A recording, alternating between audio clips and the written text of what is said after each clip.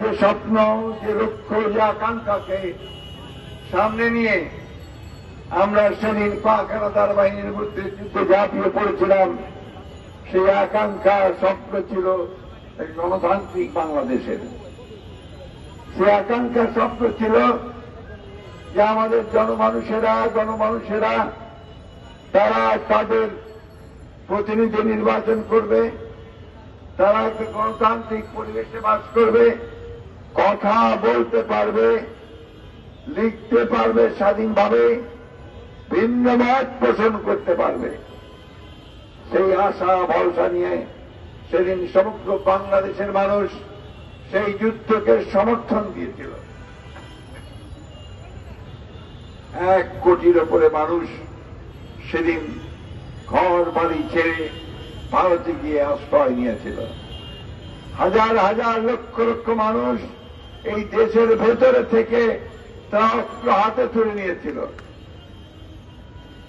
আমরা সেই সব মানুষদের যে চিন্তা, স্বপ্ন, ভাবনা ছিল যে যুদ্ধ করে তারা বাংলাদেশে এমন একটা রাষ্ট্র প্রতিষ্ঠা করবে যে রাষ্ট্রটা হবে মালিক তারা। সংবিধান তৈরি হয়েছে, সেই সংবিধানে বলা হয়েছে পরিষ্কার করে যে বাংলাদেশের মালিক বাংলাদেশের জনগণ। কিন্তু দুর্ভাগ্য আমাদের আজকে 52 বছর পরে সেই বাংলাদেশের মানুষ তাদের মালিকানা হারিয়ে ফেলেছে।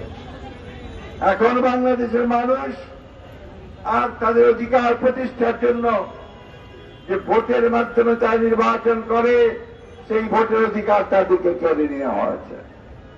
আজকে বাংলাদেশের মানুষ যদি সত্য কথা বলতে চায়, এমনকি মোবাইলে কোনো যদি পোস্ট দেয়, আকারে ইঙ্গিতে কোনো কথা বললেও তাদেরকে গ্রেফতার করতে, আটক করে রাখা হয় বন্ধুগণ, জামিন না দিয়ে।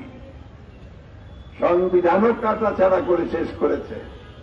এই সংবিধানে এখন 3টে অনুচ্ছেদ আছে, যে অনুচ্ছেদে আপনি কোনদিন পরিবর্তন করতে পারবেন না। সেখানে একজন ব্যক্তি, একটি দল ছাড়া আর কোনো কিছু নেই।